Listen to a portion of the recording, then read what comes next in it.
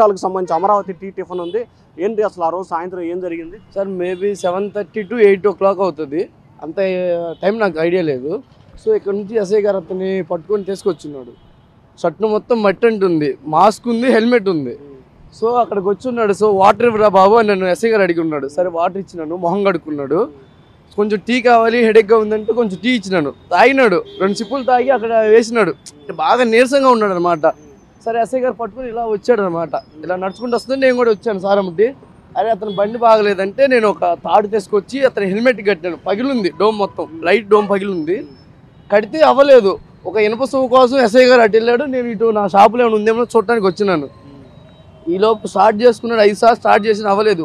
ఒక 35 minutes ఇక్కడే ఉన్నాడు. మేబీ మేము వచ్చినప్పుడు చెప్తున్నాం, వద్దులే సార్ వెళ్ళమాకండి, ఇప్పుడు డేంజర్, మీరు కొంచెం హెల్త్ అనీజీగా ఉందని చెప్పినాము. అయినా లేదు రాజమండ్రి వెళ్ళని అన్నారు. సర్లే అని చెప్పేసి కడతాం ఉండండి సార్ అన్నాను. అటు వెళ్ళాను, ఎస్ఐ గారు అటు వెళ్ళాడు. ఈలోపు స్టార్ట్ చేసుకొని స్పీడ్గా వెళ్ళిపోయారండి. తాడు కట్టారా? లైట్ కట్టలేదా? కట్టాను సార్, తాడు కట్టాను, అది ఉండలేదు. ఆ దారం ఏముంటుంది సార్, దానికి తెగిపోయి ఉంది. అద్దం మొత్తం పగిలింది అనమాట. ఈ డోమ్ ఉంటుంది కదా, ఇలాంటి డోమ్ ఉంది, బుల్లెట్ది, రౌండ్ది, అది మొత్తం పగిలింది, ఫుల్గా పగిలింది. ఇక్కడ బండి ఇక్కడే ఉంది. చాలాసేపు ఉంచాము, 4 సార్లు స్టార్ట్ చేశాడు, అవ్వలేదు. బండి కూడా వంచున్నాడు. ఆయన ఫేస్ అప్పుడే చూడటం నాకు తెలియదు, నేను న్యూస్లో మొన్నే చూశాను అనమాట. సో మన సార్లు వచ్చి ఎంక్వైరీకి వస్తే అప్పుడు చెప్పి ఉన్నాను, అది అంతే సార్ జరిగింది.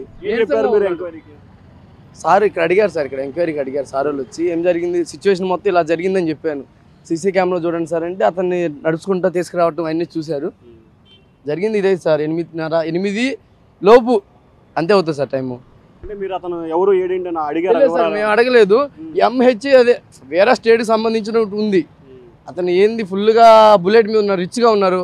సార్ రూమ్ తీసుకోండి, నా బండి ఇక్కడ పెట్టుకోండి సార్, నేను మీరు ఇప్పుడు వెళ్ళలేరు సార్ అని చెప్పాము. ఎస్ఐ గారు నేను చెప్పాము, ఇద్దరం చెప్పాము. అయినా వెళ్ళాలి సార్ ఇవ్వాలని చెప్పేసి అన్నారు. సరేలే సార్ మీ ఇష్టం, మేము ఇంకేం చెప్పలేమని చెప్పేసి ఎస్ఐ గారు మీ ఇద్దరు మాట్లాడాము. ఇంకంతే సార్ వెళ్ళిపోయారు, స్పీడ్గా వెళ్ళిపోయారు, చాలా స్పీడ్గా వెళ్ళిపోయారు. ఇలా వెళ్ళిపోయారు, ఇలా రౌండ్ తీసుకొని వెళ్ళిపోయారు. ఒక 4 hours 3 hours ఉన్నాడు సార్. అక్కడ 2 hours పడుకున్నారు. ఫుల్గా మట్టి ఉంది, దెబ్బలైతే ఏం లేవు సార్, చిన్న దెబ్బ కూడా లేదు. మాస్క్ పెట్టుకున్నారు. నా దగ్గరికి వచ్చినప్పుడు మాత్రమే మాస్క్ తీశారు, అప్పుడు దాకా మాస్క్ ఉంది. గుర్తుపెట్టాను సార్, ఆ బండి గుర్తుపట్టాను, అతన్ని గుర్తుపట్టలేదు. బండి ఆ హెల్మెట్ ని గుర్తుపట్టాను, ఆ వీడియోలు యూట్యూబ్ లో చూశాను, అప్పుడు గుర్తుపట్టాను సార్. అతని కండిషన్ ఎట్లా ఉంది నీతో మాట్లాడేటప్పుడు? నీరసంగా ఉన్నాడు సార్, నీరసంగా ఉన్నాడు. నీరసంగా అంటే నడవలేని పరిస్థితిలో నీరసంగా నడుచుకుంటా ఇలా తీసుకొచ్చారు. ఎస్ఐ గారు మేము తీసుకొచ్చాము, ఇద్దరం ఇక్కడ తీసుకొచ్చి బుల్లెట్ దగ్గర వదిలిపెట్టాం. సో ఇది అక్కడ సీసీ కెమెరాలు కూడా ఉన్నాయి. ఈ సీసీ కెమెరాలు వీటన్నిటికి సంబంధించి సో మొత్తం మీద చూసుకుంటే ఈ సీసీ కెమెరాలని బేస్ చేసుకొని మొత్తం మీద ఏదైతే పాస్టర్ ప్రవీణ్కి సంబంధించిన ఒక ఆయన జరిగిన ప్రమాదానికి సంబంధించి రకరకాల అభిప్రాయాలు, రకరకాల విషయాలు వ్యక్తమవుతున్న పరిస్థితి కనిపిస్తూ ఉంది.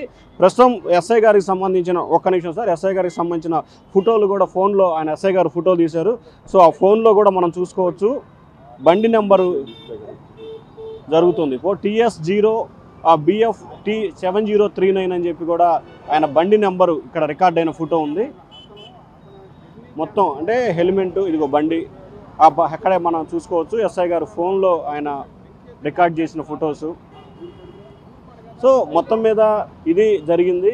ప్రధానంగా చూసుకుంటే కనుక ఈ వ్యవహారానికి సంబంధించి సో ఈ పార్కులో దాదాపుగా 3 నుంచి 4 గంటల సేపు ఆయన రెస్ట్ తీసుకున్న పరిస్థితి, అంటే పార్కులో రెస్ట్ తీసుకోలేదు, ఆ పక్కనే ఆయన రెస్ట్ తీసుకున్న పరిస్థితి కనిపిస్తూ ఉంది. సో ఇది ప్రస్తుతం ఏదైతే రామవరపాడు జంక్షన్ అని చెప్పి అంటారు. ఈ రామవరపాడు జంక్షన్ ఒకవైపు ఏలూరు రోడ్డు, మరొక వైపు బందర్ రోడ్ నుంచి వస్తుంటే సో విశాఖపట్నం వెళ్ళే వాహనాలన్నీ, అంటే ఏలూరు, రాజమండ్రి, విశాఖపట్నం వెళ్ళే ప్రతి వాహనాలన్నీ కూడా ఇక్కడి నుంచే వెళ్ళబోతున్న పరిస్థితి కనిపిస్తూ ఉంది. సో ఇక్కడ మరొకసారి ఆ ఫ్రేమ్ చూసుకుంటే ఏదైతే ఆయన ఎస్ఐ గారు చెప్తున్న ప్రకారం ఇక్కడ కూర్చొని ఉన్నాడు, దాదాపుగా 2 గంటల సేపు ఇక్కడ కూర్చున్నాడు. ఆ తర్వాత లోపల పార్కులో కూడా ఆయన కొద్దిసేపు రెస్ట్ తీసుకున్నట్లు కూడా తెలుస్తూ ఉంది. సో మొత్తం మీద అయితే ఆయన కొంత బాగా నీరసంగా ఉన్నాడు.